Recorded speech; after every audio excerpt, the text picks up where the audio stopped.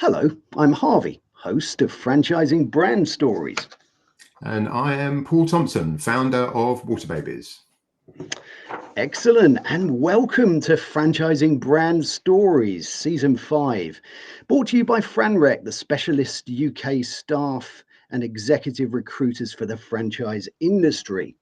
And this is the show where we get under the hat of some of the top brands in the UK and in the world. And this is a live show. Well, it's live if it's February the 13th at 5:15 GMT for about 50 minutes. So if you're here, then please pop in a comment, get involved, ask a question, because this is about our community and this is about getting involved and this is about telling the stories behind these brands and meeting the wonderful people that have started these fantastic brands. So this is for you, and the story we're going to hear today is Waterbabies with the lovely Paul Thompson. Paul, welcome to Franchising Brand Stories. Thank you for having me. Delighted to be here. You're most welcome. Well, we're going to get into things today, and we always start with a nice simple question.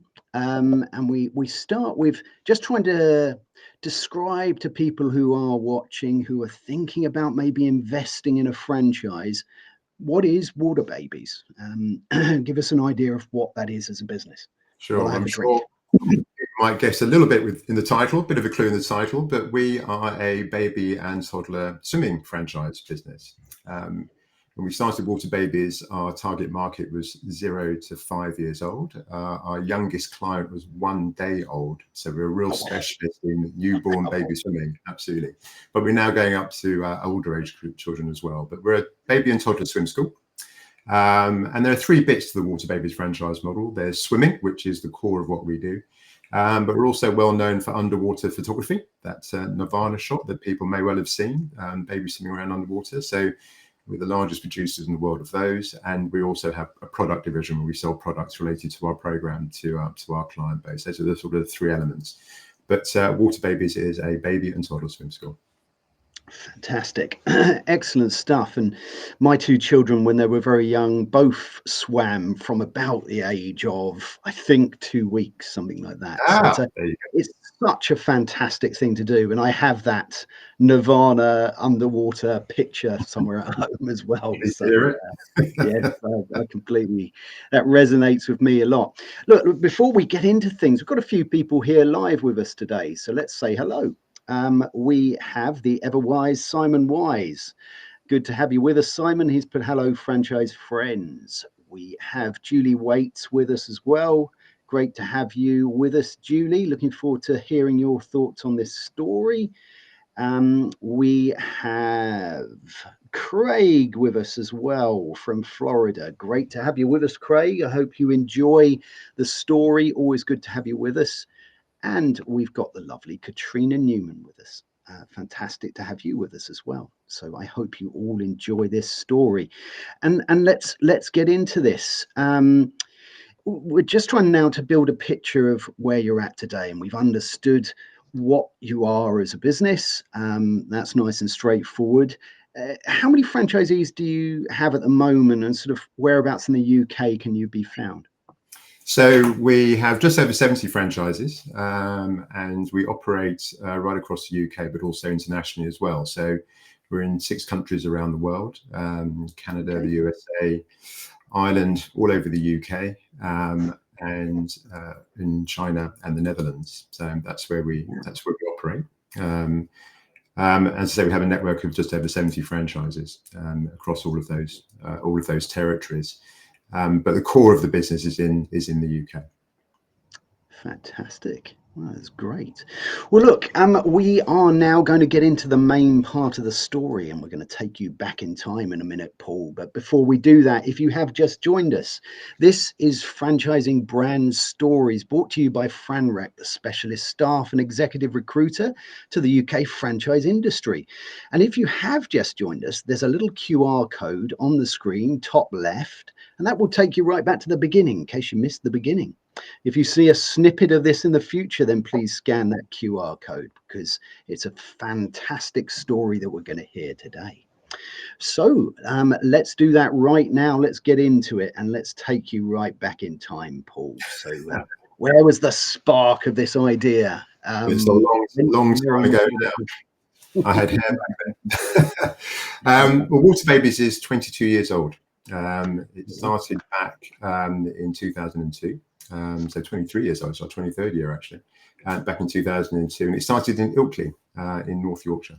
But the story began before that. I used to be a surveyor. I was a development director working in the property industry and living in Brighton at the time. I had a very high-powered job, being very busy, running the corporate ladder. And my daughter was born. And I was at a board meeting one night, and my whole life changed over a split infinitive. I was talking to a load of old committee members about a project we were looking to do in Brighton. It's about 8 o'clock in the evening. None of them understood what I was talking about. I wasn't seeing my daughter. She was a few weeks old. And I just thought, why am I doing this? I don't want to do it anymore. Working all the hours God sends and not seeing my child. And I'm very maverick. I've always believed you get one go in life. I've never been sort of frightened to throw the cards up in the air. I'm not particularly driven by money. It's not the only thing that's important to me. And cut a long story short, I decided in the very short walk home that evening I was going to hand my notice in and give it all up. And that's what I did a few days later. Then moved to the Caribbean, became a scuba diving instructor, got wiped out by... Sounds amazing. Yeah, it was quite... That's a whole other story. Got wiped out by a hurricane, moved back to the UK, had nowhere to live, moved in with my mum, became a stay-at-home dad with my wife, became a stay-at-home dad, and started taking my daughter to various children's activities. And one of them was baby swimming, which I'd never really heard of. In Brighton, there was a company which I'd heard of, but it wasn't on my life radar. I started taking her to baby swimming classes and just was blown away by what I saw. Just thought, this is amazing. I saw her really develop in terms of her confidence and physiological development, and I just loved it. And because of my teaching background in scuba diving, I was really fascinated. I was constantly in the air of the instructor. I eventually said to me one day, why don't you become a teacher? Just totally random. And I did. I became a teacher. And when I taught my first classes, it was a real life-changing life bolt moment. I was just born to do it. We call it the thing in Waterbabies. I just had this natural empathy for babies and toddlers swimming, which was really bizarre. If you knew me back then, you would absolutely laugh at that fact. I was a typical big, black, hairy, rugby-playing dude. If you told me I was going to go and the rest of my life teaching swimming to mums and babies, I would have laughed.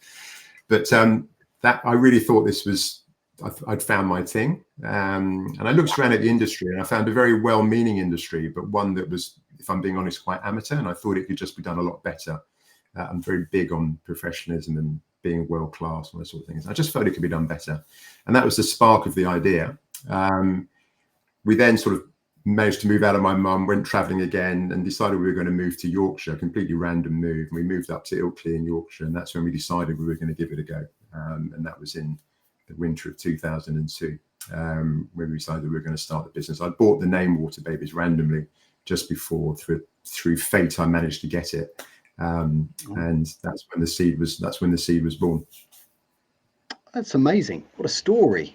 Going, and quite a risk at the time. I think if you're a potential franchisee listening to this story and you've just heard that story of what you did there, it was quite a risk. It was quite an upheaval, wasn't it, at the time, giving up that probably well paid and, the job that you've kind of gone down that career path, hadn't you? And, to make that change. And that's exactly the reason I think a lot of people become a franchisee. They've got to a point where they want to make a change. They want to do something different.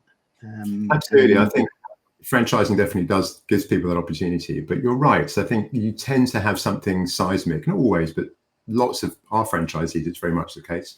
Happens to me. You tend to have something seismic that happens in your life. It just makes you think about things very differently. Being unhappy at work, having a child, wanting a different sort of work-life balance, that old cliche, but wanting something different, always having an entrepreneurial bent as well, wanting to do something on my own. It all kind of coalesced, and even though I didn't know what it was going to be, making the change then lent to an opportunity happening.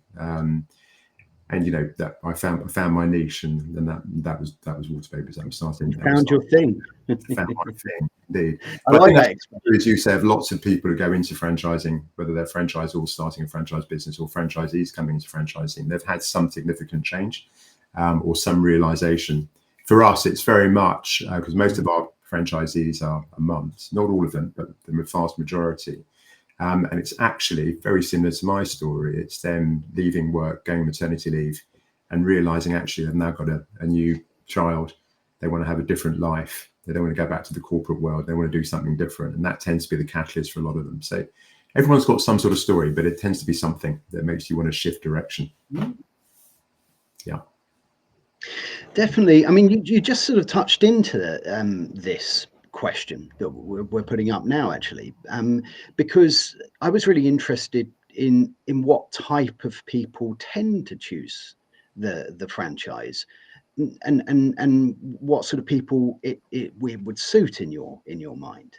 I mean, you said you have a lot of mums. I guess you have a few dads, and is it mostly, I guess, parents can empathize with a baby learning something new and gaining confidence and smiling and all of these things that come with swimming.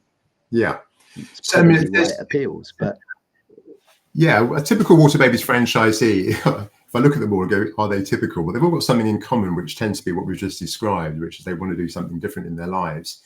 And as I say, most of our franchisees, the vast majority, were professional women who've gone on maternity leave. They want to go back to the rat race as they see it, to the corporate world, and they want to have greater autonomy in their lives. And they've come to our program as part of being on maternity leave.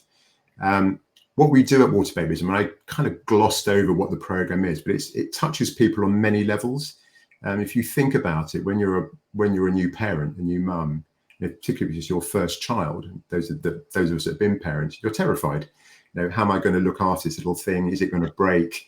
Am I worthy? All sorts of things. And actually, the first 10 weeks of the Waterbabies program is all about that parent, all about that mum. And it's actually about building their confidence. And you see these young adults, these young mothers, parents, completely changing in terms of their self-confidence. In a few weeks with us, they're taking a little bundle. The lesson number 1, they've arrived with half of their family 5 hours before the lesson with a truckload of kit, and they're really nervous. 5 weeks later, they're letting go of their children underwater and watching them swim towards them, and they're just completely different people. And that what we find from a lot of them is they say their self-confidence, their self-esteem really grows, something they never really thought was going to happen to them. That combined with that time of their lives when they're thinking about what they really want to do in their lives, that's when they start to get brave and think, do you know what, actually, I quite fancy running my own business. And, and I've fallen in love with this business. I get this. And people really do fall in love with us at a really emotional level, and you can see the difference that we're making. And it just ticks an awful lot of boxes. It all coalesces at the same time, and people apply. And I think it's testament to Waterbabies actually that before we went international across the UK, we never advertised for a single franchise in a traditional franchising way. Never advertised. Grew completely self grew, and we grew incredibly rapidly. Yeah. So for us, that mix was really powerful, really, really powerful. And actually, we grew through word of mouth. I'm looking for people who are very genuine as franchisees, very genuine people. They've got to have the thing, as I keep referring to, that kind of empathy for us.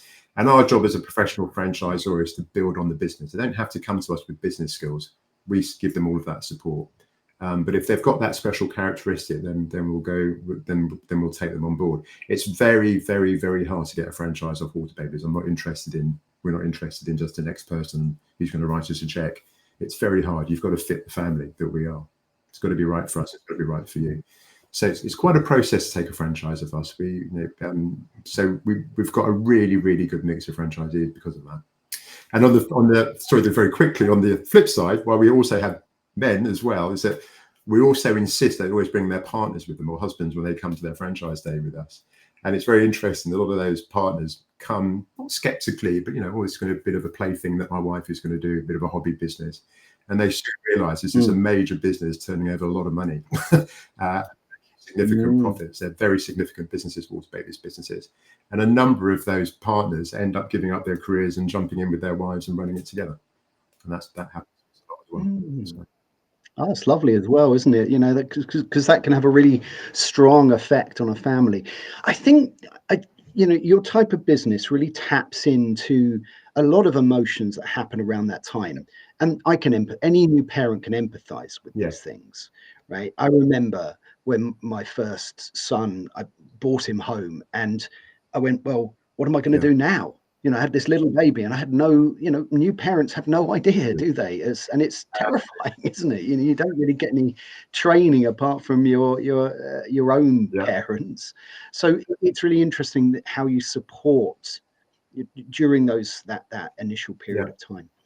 I'm going to get into something. We've got a good question coming up from Simon, actually. I'm going to put that on the screen in a minute. But what I wanted to do, because again, if you're a potential franchisee listening to this, we've started to delve into who that might be. And we're getting into it a little bit more, some of those characteristics that you're looking for, for that ideal Waterbabies franchisee. But I think it's quite good to understand what that journey looks like for a potential franchisee, because lots of parents I'm sure you get lots of inquiries, but what does that process look like, that journey for a franchisee from the point that they make a phone call or make an inquiry, not running the business, not the day-to-day, but that journey while they're getting to know you? What does that sort of look like typically? Yeah, it's a really good question. It's a very, very long process for us. And we have quite a number of very defined steps. So they make initial inquiry and we get back in touch with them. Historically, I used to speak to them, but now a member of the franchise team will speak to them. So there's an initial phone call that we have with them. And that's to see straight off the bat whether it's something that's right for them. So people often have a few misconceptions about Waterbabies. For example, they think it's just a small part-time business. That's a common misconception. And very quickly we have to tell them this will be your main living and it's a very large, significant business. And you'll be employing lots of people, et cetera, et cetera. So that's one. So we sort of have an initial phone call where we fill in some of the gaps for them. And then we send them out a questionnaire, which they have to fill in if they're still interested. And they send that questionnaire back to us. And we say to them really nicely at the end of the phone call, we're going to send you a questionnaire, but we're only going to take you seriously when that questionnaire comes back. And we don't chase you. It's an element of, have you got self-motivation? Can you fill out? Yeah, of course. Of course. So they've got to fill out the questionnaire. And as part of the questionnaire process, we ask them to go off and research franchising. We tell them where and how to do it, to go to the British Franchise Association and find out about franchising. And we tell them what they're looking for, because we want them to go and get independent advice. And we say this to them, we want to go and get independent advice. So when you come to meet us, you should be armed with a myriad of quite difficult questions. Why do you do this? Why do you do that? How does it operate like this? And we should be able to answer those questions without any prevarication to prove to you that we're a professional franchisor. So they go away, they fill out the questionnaire, it comes back, then we have a franchise day with them. And we insist that they bring their partner with them as a minimum, but they can bring anybody they want. And we say the more skeptical, the better, because they tend to come along, all starry-eyed. But we want people who are also skeptical, who are you and why do you do this, etc. You're going to ask some of the harder questions. But we always want to see their partner. Are they supported? Are they not supported? So they come for a franchise day. It's a very thorough day. And they meet the whole Waterbabies team. We've got a broad team, finance, marketing, etc. And they spend time with the whole team throughout that day, really understanding what it is to be a franchisee, what the support structures are, etc. And then we send them away and we say, we don't want to hear from you for at least 2 or 3 days, normally 3 days, because you've got some thinking to do about whether this is right for you or not. And if they come back and say they're still interested, that's when we get into business planning. And we do the whole business planning exercise with them, but really number crunching. We get them to build their own business plan with our support, because every potential franchisee's circumstances is very different. And at the end of the business planning process, we're able to look at them and go, right, you've now spent all of this time with us. And there are quite a few touch points just throughout business planning as well. You've now got your business plan and you can see the bottom line, how much this business is going to make for you if it does X, Y, and Z going forward, which is all very cautious. Does that work for you? Is that what you want? Does that make sense? And there's been a long journey together. Everything I've just described is a sort of a 3 to 4 month journey throughout all of that process. And up until that point, they've committed nothing. They can stop at any point. And even at the end of that, they can turn around and go, no, it's not for us. And we're quite happy. And we would go, great, because you found out that it's not for you. That's absolutely fine. Okay. That's really important what you've just said there, actually. So they're going through all of that. They're getting to know. They're really trying to understand whether this is right for them on a long-term basis. But they haven't had to invest money at that point. They haven't had to sign a franchise agreement. You know, but they're still getting all of that exchange and knowledge sharing with you, and you're really trying to build a good foundation for a decision making, encouraging them to talk to the BFA, encouraging them to challenge you. I love that. That's correct. Because what we want, we're a huge family in Waterbabies, and it's all built on trust. We don't want a franchisee coming in going, you just hard sold me something, you didn't tell me X, Y, and Z. We could not be more opposite to that, which is why I say it's very hard to get a franchise office, because right from the very first phone call, we warn them there's going to be no hard sell. In fact, we're probably going to work quite hard to put you off. So, you've really got to want this. So it's a real process of them learning to believe that is the case as they go through, because correctly, they should be skeptical at the beginning. So it's just going to be another hard sell business, and we're not like that, and they've got to learn that. At the end of business planning, when they say yes, that's when they have to commit, and that's when they have to pay us a deposit. And then that's when we go into for an exclusivity, and that's when we then go into the legal process. So we send them the franchise agreements, et cetera, and go down that path, help them to get financing. So go through the last bit of the journey, which is actually signing up to the franchise. They sign up to the franchise. Again, that journey, that bit of the journey takes a couple of months, getting funding and so forth. We send them off to the banks. We help them with all of that process. We hold their hands through all of that. They sign on the dotted line, and then of course they've got to go through their training. And you're not fully ticked off as a Waterbabies franchisee until you've completed that training. You have to pass that training, and you have to pass it. If you don't meet our standard, we won't keep you as a franchisee. We'll give you your money back and tell you it wasn't for you. But to be honest, by that stage, the process has been so thorough that we know you're going to get through your training. Yeah, absolutely. If we've only had once in our history, we've gone, "Ooh, that didn't work." But everyone. Again, it's good to know. It's good to know because you care about getting franchisees that are passionate and align with what you do. You care about that, and you care about that enough where you're encouraging people to really take their time in that decision. And even like you say there, even if they get to that point where they've paid it and the training didn't go as planned, they still can get their money back and go if it wasn't right. Correct. Like you rightly said, it's very unusual, but we take that really bit incredibly seriously. In the UK, we've done it once, given some of their money back, and I actually stopped a franchise process when we first went to Germany, with somebody gone right to the end of the wire, and through the training process, actually they turned out to be just a different person, somebody who just didn't really fit with us culturally. They hadn't done anything materially wrong. We just knew that would be a relationship that would be very challenging, and they were very surprised when I phoned them one day and said, "It's been nice, but it's not for us. It won't be right for you, and here's your money back." So it's incredibly important to us that we get the right people, and we go through a process that's really thorough and quite long. It goes quickly, but it's long to get the right person, so that when they really feel they've gone through the right process. And then they're off and running with their business, and we're there to support them. Fantastic. And we're going to get into what the day-to-day looks like. But I love what you said earlier, and I'm going to very quickly touch on this because you said fit the family, and I think that's what it's about, isn't it? It's getting people who fit the family. Let's have a look. We've got a couple of really good questions come in live here. So let's bring those up. Let's bring one up from Simon. Simon's put, how did you discover franchising, Paul? And what made you choose franchising to grow your business? This is a great question. You're clearly passionate, so passionate about what you do. It comes across in every word. But franchising, it's a unique model. It's not for everyone. It's not for every business. But what made you choose franchising? Was that in your mind from the beginning, or did that come as the business grew? When we started Waterbabies back in 2002, the idea then was just to run a small swim school. I was going to be in Yorkshire, run a small swim school. We thought we'd have a few clients, and I was going to do a bit of part-time property, and that was it. We got to the magic point. This is the day before social media and so forth, where we had created our brand. We only had £5,000 to start Waterbabies. We created our brand. We had leaflets and posters and our website. And we went, well, how are we going to get clients? We'd found 5 swimming pools in the Yorkshire area. We thought, how are we going to get clients? Well, I don't know, they are pushing a pram or they're in a coffee house holding a baby. So let's run around the streets and give out leaflets. That was it. That's how sophisticated it was.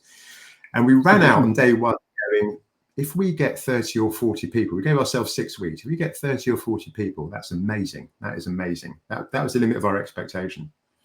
On day 3, I went to a lady in Tesco's car park and gave her a leaflet. And she turned around to me and went, that is the 3rd time you have given me a leaflet on a Thursday. And I thought, I think we've done it properly.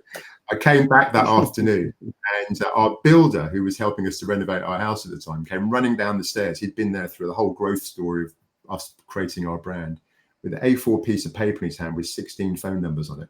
And he'd been on the phone all morning going, hello, Waterbabies, as our first ever administrator. Jumping up and down with excitement. Oh my God, we've got clients. And it just went nuts. The Mother's Network just went bang. And actually, we started 5 weeks later with over 100 clients. Wow. We thought, and I'm going to come to the answering the question is just to get there. We thought that, okay, we've got something a bit bigger here, but still not thinking it was going to be anything massive. We still wanted this part-time life. That was still our thinking. And clients used to sign up for 5 weeks. That was it. We thought they'd sign up for 5 weeks and they'd leave. After the end of our first 5 weeks, everyone wanted to carry on. So before I knew it, I was scrabbling to generate more lesson plans to carry on with our client base. And that's how we grew. And that was in June of 2002. That's when we started. At the Christmas of 2002, so barely a few months in, the phone went off twice in the same week, completely unsolicited. One was from my sister-in-law at the time, Bryony, who was working in Bristol, and one from friends of mine working in Edinburgh. And they both went, we really want to get involved. We want to get out of the corporate world. We want to get involved. We'd love to do what you're doing. And I laughed because we weren't soliciting for this. They came and met us and we had a serious conversation. And that's when we looked at different models for growing a business. And that's when we came across franchising as an idea. And having done a bit of research, and we're quite anal about really being very professional, we looked really deeply at it and thought, actually, that could work, because as a franchisee, you get to support, you're in a support structure, you're not on your own, and that suited them. And as a franchisor, you get to control systems, standards, quality, and that suited us. And so we gave it a go. We set them up. We did research on the internet and thought we had to have a legal agreement and all of these things. And we did it all DIY. We did it ourselves.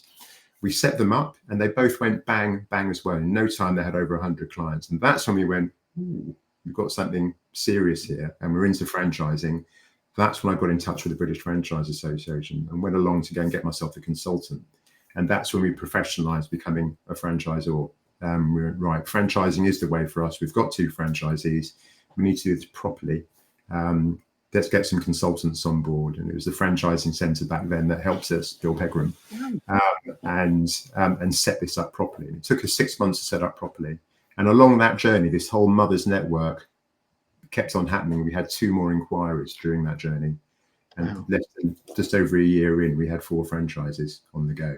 And then it just exploded. We went from 4 to 14 in 1 year, just all through word of mouth. It just went bang all over the country. Word of mouth as well, yeah.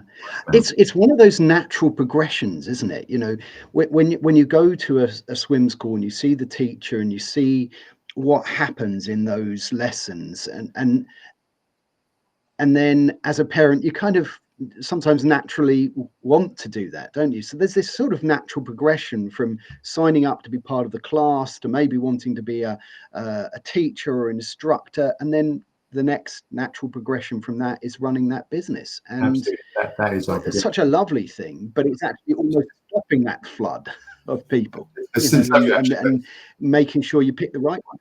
Absolutely. I mean, one of the things I love to say is the very first 3 people we ever employed all ended up becoming franchisees, and they're still franchisees today, running very successful businesses. Those are the very first 3 people we ever employed.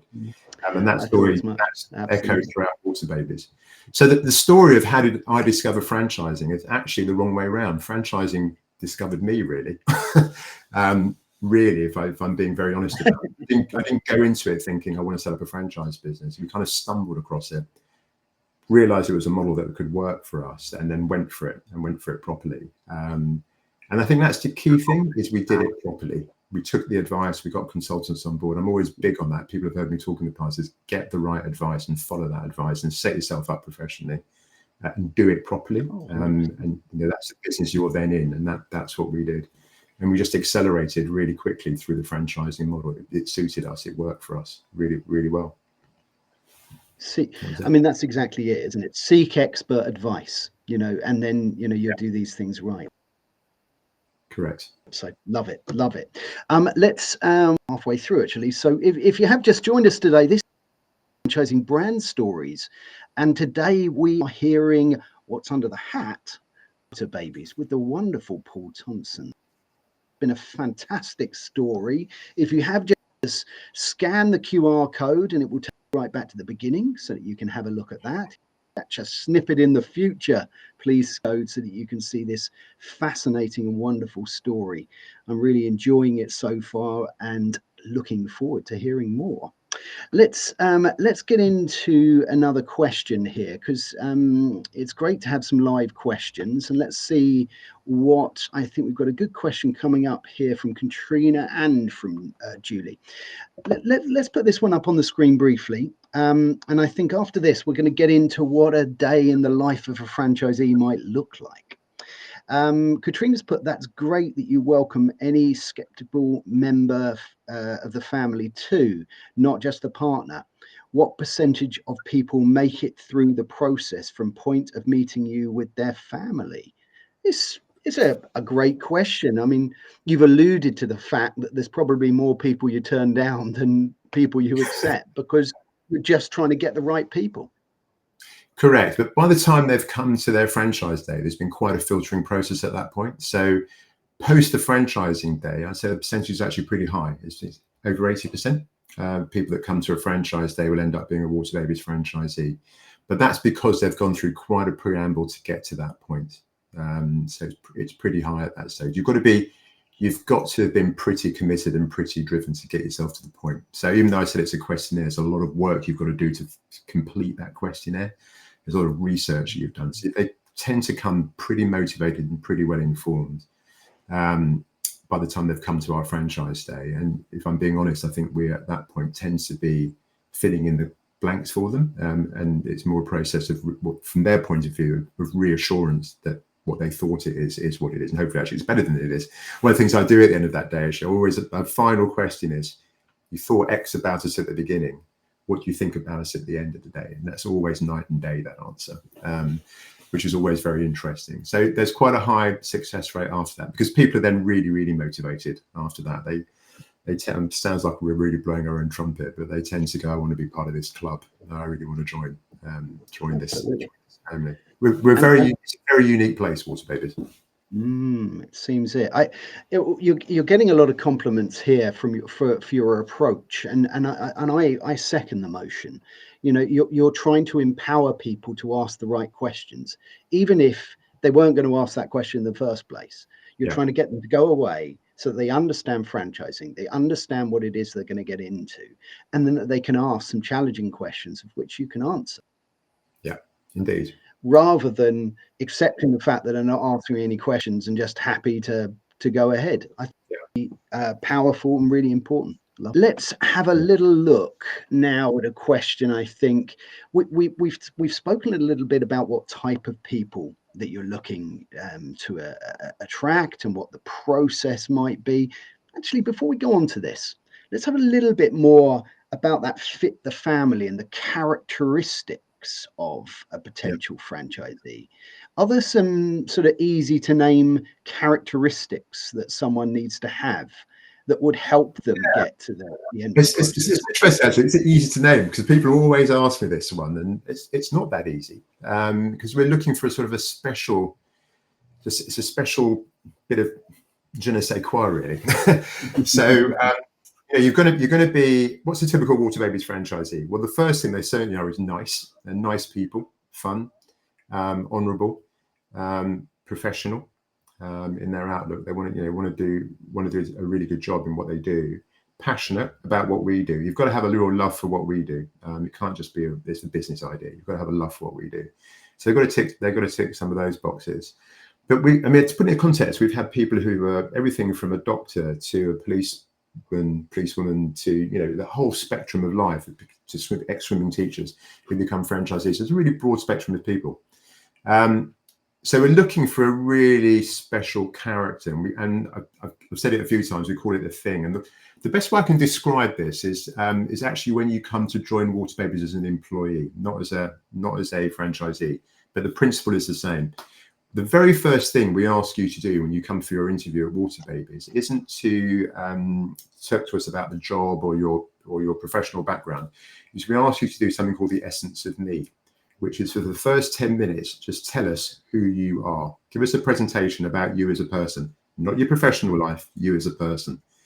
And the way we do that, somebody comes in, they're prepped, they've got to do this, and they come in, and whoever's in the office that day, and we have a real in and out office, we'll simply go and get half a dozen people who are sitting around the office. That could be me, down to an administrator, to anybody's in the office.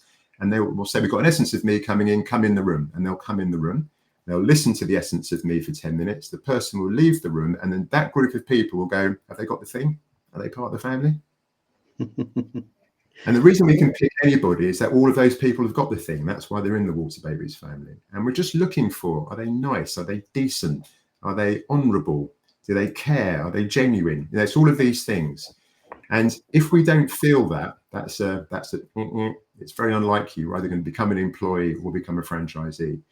And when we're doing the franchise process, it's similar. When they come for their franchise day, one of the reasons they go around and meet all the team isn't just to find out from the team what they're going to give them, but for the team to assess them. Have they got the thing? Will they fit our family? Will they fit our culture?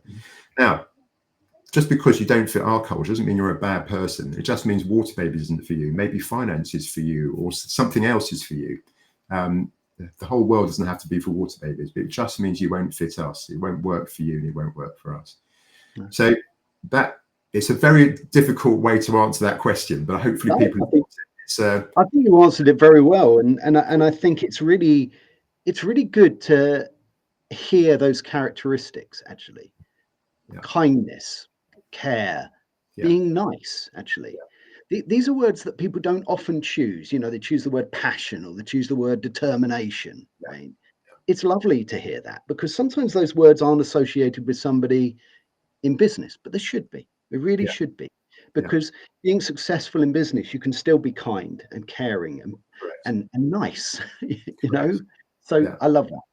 We're gonna get in now to what a day might look like, because I think it's a really nice way to build a picture for somebody as to what it would be like for them if they're a franchisee. So what does a day in the life of a Waterbabies franchisee look like? Well, I think I've got one of my franchisees here. They'd go, it's completely mental. So the first thing to say is that they're big businesses. So our biggest business in Waterbabies teaches just shy of 3,000 clients a week. An average Waterbabies business teaches around 1,000 clients a week. So they're big businesses. They will be employing anything from, depending on the size of their business, 2 to 20 teachers, part-time teachers, and they'll have an office team of 3 or 4 people. So there's a lot of people going on. So that's the first thing. So you're managing all of that. It's a lot of clients, and you have a lot of classes going on any given day. So typical days, you'll have a number of classes going on. If you take a Saturday, which is our busiest day, you'll have umpteen classes going across your franchise territory. All of your teachers out there delivering those classes, and you'll be managing that process, making sure that that's going to be a smooth experience for both the employees and, of course, the clients and the receiving end of all of that.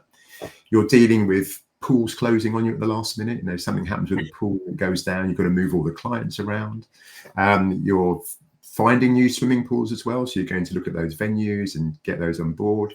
You're training new teachers. There's a plethora of things that you're doing running a Waterbabies business. It's very, very multifaceted. You have a broad set of skills. You're marketing your business. You're doing the finance back at the ranch to make sure that your financial bits and pieces are all in place. You're doing your bookkeeping and so forth. You're preparing for your next photo shoot, which is going to be in a few months' time. There's an awful lot of moving parts. So I'm doing that very quickly, but the life of a Waterbabies franchisee is very, very, very busy, very multifaceted, and forever changing. It's rarely consistent. And one of the things we look for in people who become Waterbabies franchisees is the reality of that. It's really, really hard work. It's really hard work. When you've got a successful Waterbabies business and you've got a team and it's all running, then, and I believe that a good business is being run by a team, not by the founder, it's being run by that team, then you can enjoy a really good quality of life. Waterbabies franchisees, we operate on the basically like school terms, so they can have summer, Easter and Christmas off and have that time with their families. Half term is a break for us as well in most franchises. So when you're running a really good business, you're working 40 weeks of the year, 42 weeks of the year, 44 weeks of the year, and you've got the rest of the time off to be with your family. But the business is still running behind you. So you've got your team helping you to do that. But you've got to work really, really hard to get to that point. They're very large entities. They're very large businesses. Oh, absolutely. I think that really, yeah, absolutely. Absolutely.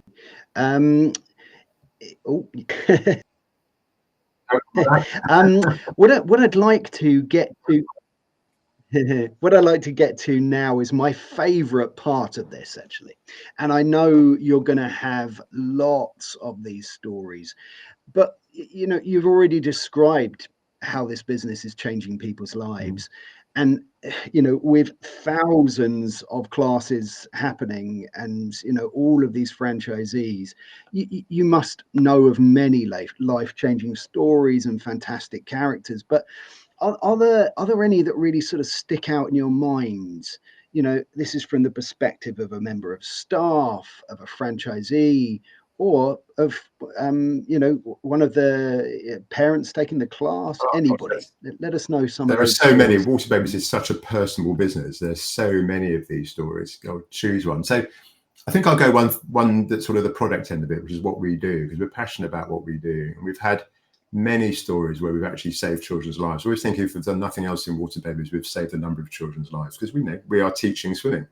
And one story that always sticks out, one of the first ones, actually made the national news, was one of our clients who had a toddler, a couple of years old, who'd been a client just under 2, actually, just about a year and a half, been a client with us since birth.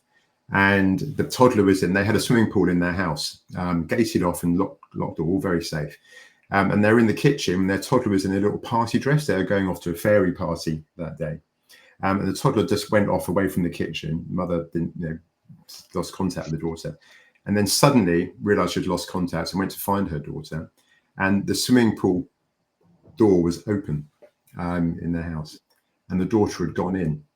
Now, 9 times out of 10, that is a tragic story, because the daughter had fallen in the pool. The mother had run in, and the time that she'd lost her daughter, the time that she found her, the thick end of 10 minutes had gone by. So more than enough time for a tragic outcome. But she ran in the pool with her daughter holding onto the side of the pool with a completely wet, saturated dress on, holding onto the side of the pool with a big smile on her face going, "Mum, can I come out now?" And she'd fallen in, turned around, and everything we taught her held on. And we've had a number of stories like that. I've got at least a dozen of those examples. That's so we've amazing. Literally that's amazing. And it was, you know, what more powerful thing can you even think of in terms of changing someone's life? You know, you've saved these little ones' lives, you know, and saved the lives of those families. You know, it's so powerful. That's so amazing.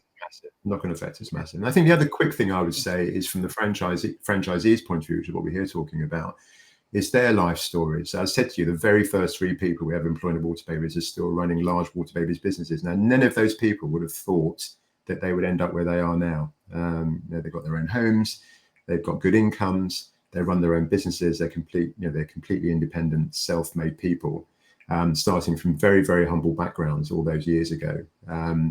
And you know, we're rife with those sorts of stories as well, where we've really given people an opportunity they never thought they would otherwise get, and that goes right across us. That's the thing that I'm most proud about in Waterbabies.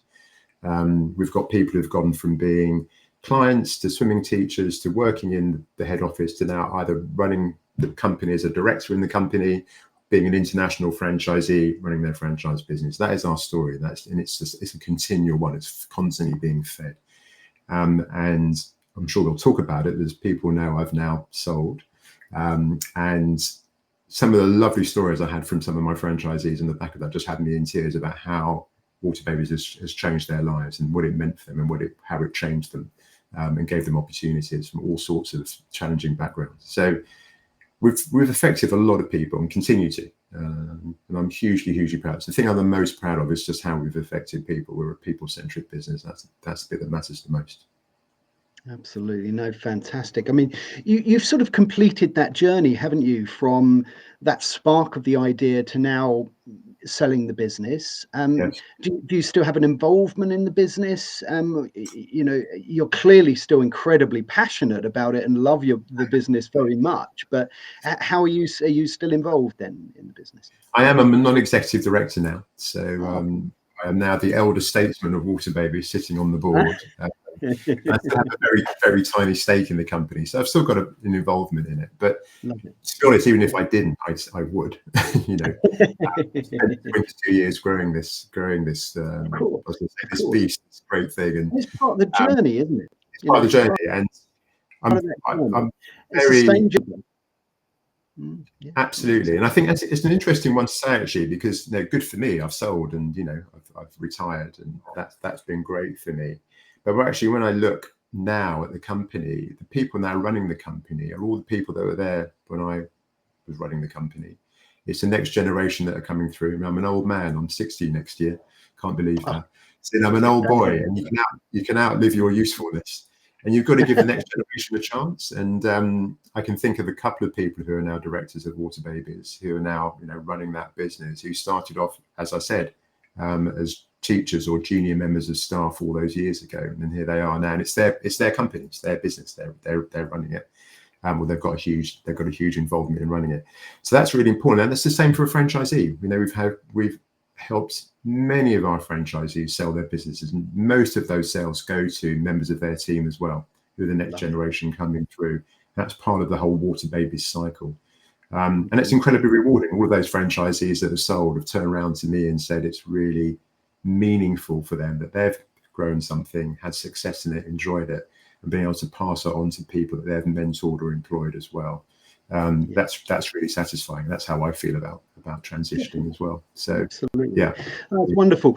Well, look, we have now, Paul, I could talk to you for about 3 hours. I really could. It's just a fantastic story, and your passion just comes across thank you. in absolute buckets full. So I love it. But look, we're going to come to the end now, and we're going to talk about the future.